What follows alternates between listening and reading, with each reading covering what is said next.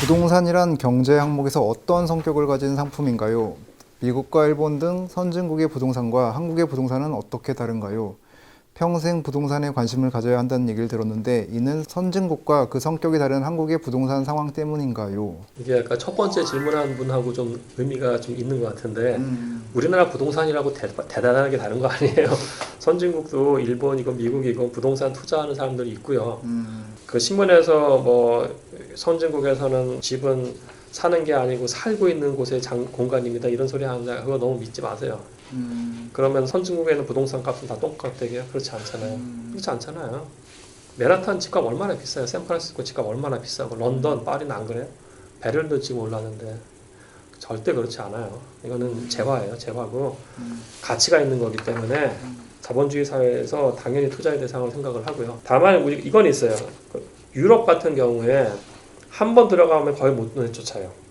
그러니까 주거 복지를 그만큼 강화를 해줘요. 그러니까 그 관점에서 봤을 때 이렇게 볼 수도 있어요. 그러나 아파트 가격이 안 오르냐, 주택 가격이 안 오르냐 절대 그렇지 않아요. 올라요.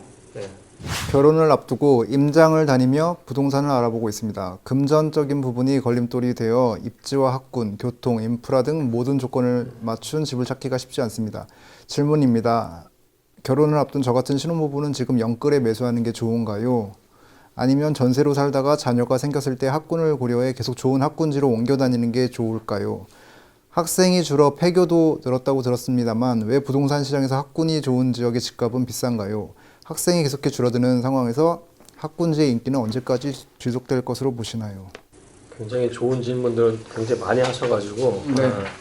하나씩 말씀을 드리면은 우선은 결혼을 앞둔 신혼부부잖아요. 네. 그러면 이제 아까 그 우리 PD님하고 말씀하신 거 30년 동안 한 집에 사냐? 그거 그렇지 않아요. 그죠? 왜냐면 가구를 구성해서 뭐 한 10평 내 살다가 네. 신혼해서 아기가 나오면 한 20평으로 올라갈 수가 있고요. 아기가 장성하면 30평도 갈 수 있고 아기가 분가하면 또 20평으로 갈 수도 있는 거예요. 그러니까 이게 단계가 있는 거예요. 라이프 스타일에 따라서 라이프 스타일의 단계가 있고 지금 시점에 영끌에서 매수하는 게 좋은가에 대해서는 뭐 우리 저번에도 같이 의견 나눴습니다만 저는 지금은 버블이라고 봐서 가급적 공부를 하면서 한 1, 2년 기다리기를 전 추천을 해요. 상황을 봐야 됩니다. 지금. 그 다음에 청약은 예외죠. 청약은 예외죠. 청약은 뭐 디스카운트가 워낙에 크니까 청약 계속 넣어야죠. 그 다음에 질문이 이제 학군과 관련된 건데 학생이 주는데 학군의 네. 가치는 계속 되는지. 이게 굉장히 좋은 질문인 게 그러니까 제가 서울시 교육청하고 연구를 많이 했어요. 사실은. 근데 제가 2009년에 서울대학교 왔을 때 2010년에 서울시 고등학교 1학년 숫자 거의 10만 명이었어요. 근데 지금 5만 명으로 줄어들었어요. 네. 근데 여기서 더 완벽하게 더 감소는 안 해요. 지금 5만 명 선에서 아마 왔다 갔다 할 거예요. 근데 언젠가 더 줄 거예요, 사실은. 지금 최근에 뉴스 나왔죠. 그 출산율 0.83. 네, 그러니까 한 몇 년 후에 이게 또 줄겠죠. 근데 이 부동산 가격이라는 게 반드시 학군에 의해서만 좌우되냐 그건 아니에요. 그건 절대 아니에요. 우선은 학군 말고도 부동산의 수요라는 게 소득 수준이라는 것이 있기 때문에 자기 소득이 올라가면 당연히 부동산 가격이 오르는 거고 인구 구조가 또 분화해요. 제가 저번에 우선 학군 조금 이따 말씀을 드리고 우리 부림 대표님하고 얘기했을 때 재밌었던 게 지금 밀레니얼 세대들 아파트 세대라고 얘기를 했잖아요. 아파트 네. 이외의 공간에 살아본 적이 없다는 거. 그거 너무 재밌었고 베이비 부모 세대가 어머니 아버지 세대잖아요. 그렇죠? 네. 근데 지금 분가를 하잖아요.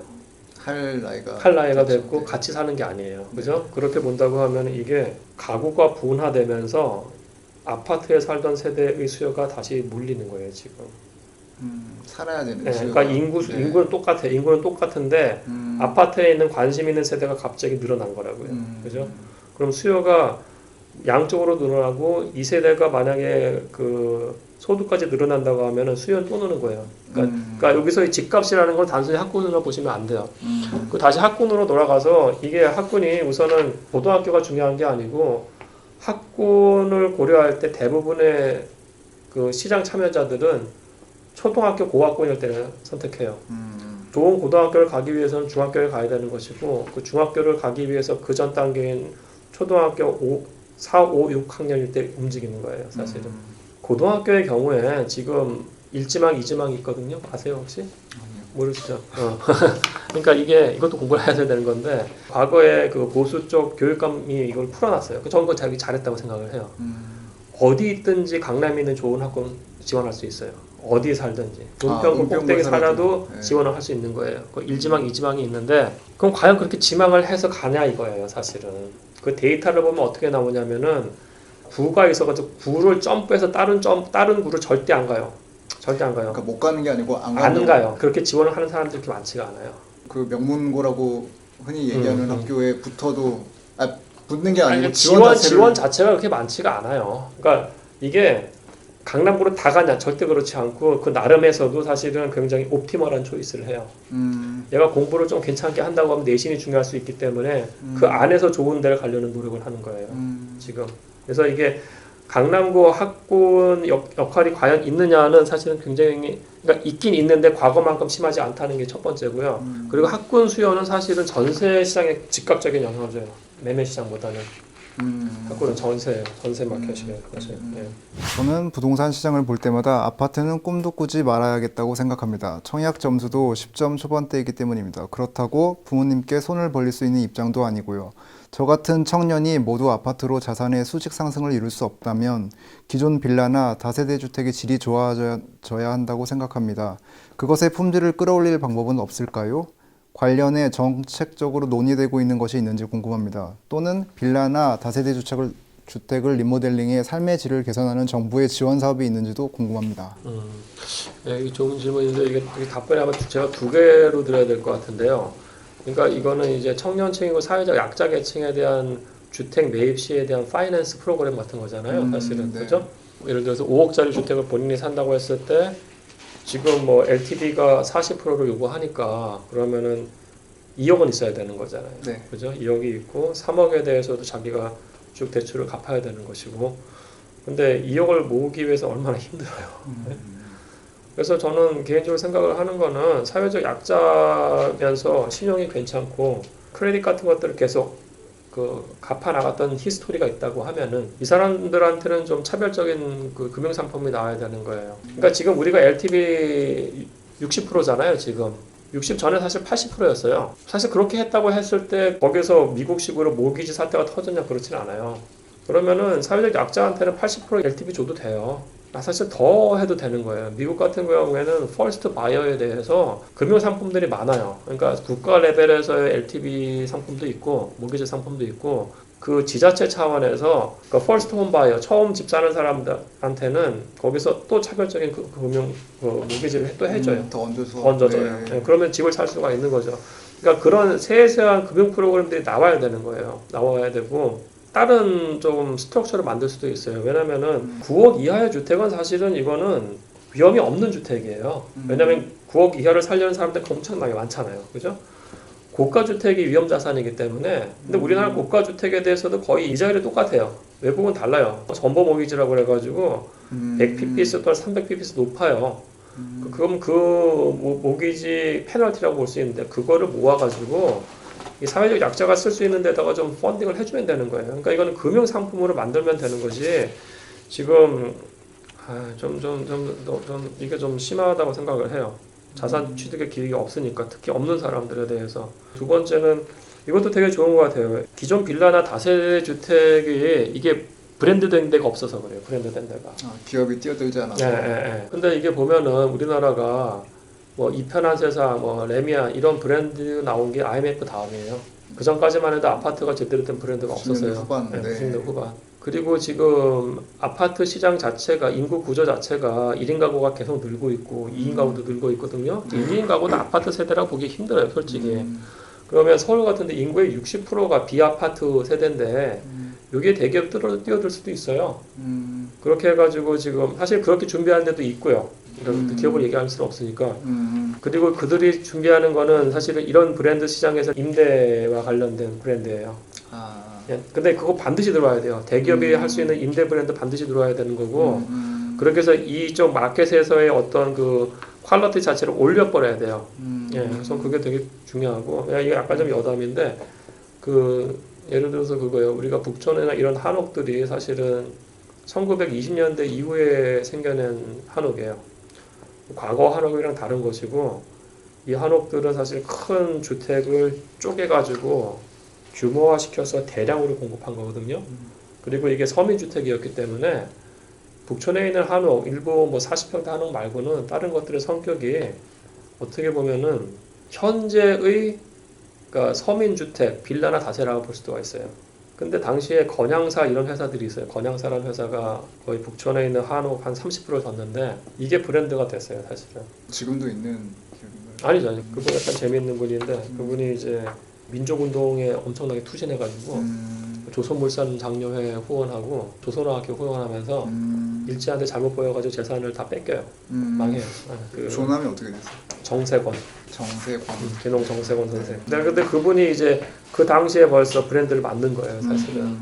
서민주택에 대해서. 그럼 대기업 왜 만드냐고요, 사실. 그러니까 지금 뭐 아직은 알려지진 않았지만 기업들에서 준비는 하고 있다. 아, 그렇죠, 그렇죠. 예. 그거 있어요. 네. 근데 결국은 좀 라이프 스타일에 맞춰서 다양한 주거 형태를 그렇죠. 예. 사람들이 이제 좋아해야 되는데 너무 한쪽에 좀 쏠리는 맞아요. 것도 예, 있잖아요. 예. 그러니까 제가 북촌 좋아하는 거는 저는 사실은 차를 안 갖고 다니니까 거기 주차하기 힘들거든요. 근데 제가 봤을 때 저는 뭐 애들도 이제 다 컸으니까 큰 집 필요 없고 한 20평대 마당이 있는 집에서 한옥에서 석가래 보고 있으면 완전히 그거는 돈으로 살 수 없는 그런 기분이어가지고. 예. 그러니까 다양한 유형의 주택이 나왔으면 좋겠어요. 저도. 그러니까 주거 형태가 몇 개 없으니까 한국은 그쵸. 그래서 네. 아파트에 쏠림 현상이 있는 것도 같아요. 맞아요. 그쵸. 예. 충분히 그래요. 예. 외국에서는 사실 아파트가 그렇게 우등재화가 아니거든요. 미국은 아파트가 위험 자산이어서 아파트 산다고 했을 때는 이자율이 높아요. 거기서 고급 아파트는 또 그렇지 않지 않아요? 그러니까 그거는 맨하탄은 일부 맨션들. 예. 음. 근데 일반적인 동네에서는 단독주택이 훨씬 그 사람들이 선호하는 거고 안전하다고 생각해서 이자율도 낮고 해요. 예.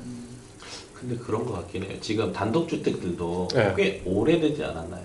오래됐죠. 예. 그러니까 보통 뭐 50년, 60년 된 것들 있잖아요. 근데 그걸 재개발을 한다 그러면 밀고 아파트를 다 짓잖아요. 단독주택을 밀고 단독주택을 짓는 일은 거의 없지 않나요?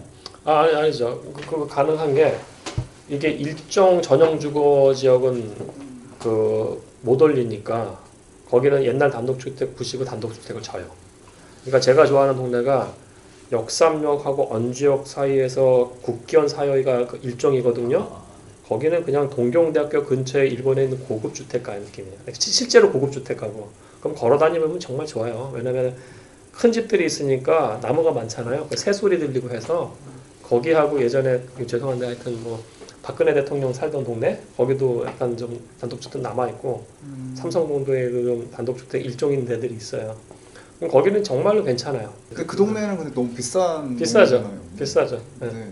사실 성산동이 좀 쌌어요. 몇 년 전까지만 하더라도. 근데 지금 다 올라가지고 그러니까 지하철역에서 약간 좀 떨어지고 서울 외곽에 있는 데는 단독주택이 괜찮았어요. 근데 지금 다 같이 올라가지고.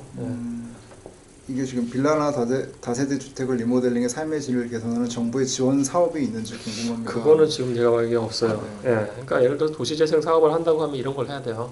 제가 봤을 때는. 그러니까 그러면 이제 디벨로퍼들이 실질적으로 뭘 할 수 있는 기회를 좀 줘야 되는 거고 엉뚱하게 벽화 그리고 건물 언덕 꼭대기에다가 몇억 들어가지고 이상한 설치물 만들고 그런 거 하지 말고요. 예. 그게 지금 잘 진행되지 않는다라는 거죠, 지금 도시를. 지금 잘 안 되죠. 예. 아마 정권이 바뀌거나 하면은 이거는 대폭적인 손질이 필요해요. 특히 디테일에 대해서. 그러니까 도시재생 정책의 목표가 나쁘다는 건 아니에요. 커뮤니티들을 잘 보듬고 그 사람들을 위해서 보존과 개발의 정책을 하자는 건 너무나 좋은 것이고 다만 그것에 있어서 정책 같은 것들이 저는 이해도 못하는데 뭐 경제 중심형 뭐 있거든요. 그럼 시골에 경제 중심형을 해가지고 500억 땅 줬어요. 거기서 지금 아무것도 할 거 없는데 그럼 뭐 하냐고요. 그거 지금 막 써요 막. 심각한 문제예요. 제가 봤을 때 도시재생 정책은 나중에 반드시 다시 한번 리뷰해야 돼요. 다음 정권에서. 같은 이름으로 또 뭔가 하려고 하면 반발이 되게 심할 것 같아요. 지금 사람들의 인식 자체가 도시재생이라고 하면 페인트 칠하고 그런 인식이 강해가지고 실제로는 그렇지 않잖아요. 아, 그렇지 않죠. 그거 말고 할 거 많죠. 이건 그 능력이 안 돼요, 지금. 전국에 온갖 센터라는 건 다 만들어 놓고, 센터에 장인한 사람들은 교수고, 교수가 지가 나가가지고 돈 한 푼 벌어본 적이 뭐가 있냐고요. 근데 지역 주민들한테 맨날 가가지고 말하는 게 도시재생이란 이런 거예요. 도시재생의 의미는 무엇일까요? 4년 내에 그 소리만 하고 있어요. 그게 아니에요. 만족도가 굉장히 떨어지잖아요. 그 동네 사람들. 아, 당연히 떨어지는 거죠. 제가 봐도 제가 그 지역 주민이어도 정부에서 200억 줬다는데 그게 어디로 사라졌냐고요. 그리고 이게 조직화로 남아있기 때문에 이 센터에 있는 사람들이 조직으로서 남기 위해서 이상한 짓들을 해요, 나중에는. 네. 계속 존치하려고. 존치하기 위해서. 아. 네. 그러니까 사실 도로를 넓히고 뭐 가로수 정비할 필요가 있는 데가 있어요. 그건 당연히 해야 되는 거고요. 근데 그걸 꼭 도시재생을 할 필요는 없을 것 같아요, 사실은. 도시재생 프로그램은 좀 더 운영과 관련된 쪽으로 좀 놔두고, 그거는 기존에 다른 예산으로 하면 되는 거거든요. 그러니까 예를 들어서 A 동네하고 B 동네가 둘 다 납부가 됐어요. 그럼 B 동네는 도시재생 제외 됐다고요? 그럼 여기만 도로 정비하고 가로수 정비할 거냐고. 얘도 필요한데. 예. 그 문제예요. 그러니까 인프라스트럭처와 관련된 거는 정부하고 지자체가 알아서 지들이 해야 되는 거고요. 도시재생과 관련된 건 저는 운영이라고 생각을 해요. 사업할 수 있게 하는 거. 그러니까 주거 복지는 정부 차원에서 따로 하던가. 예. 다음 정권에서 이거 손봐야 돼요.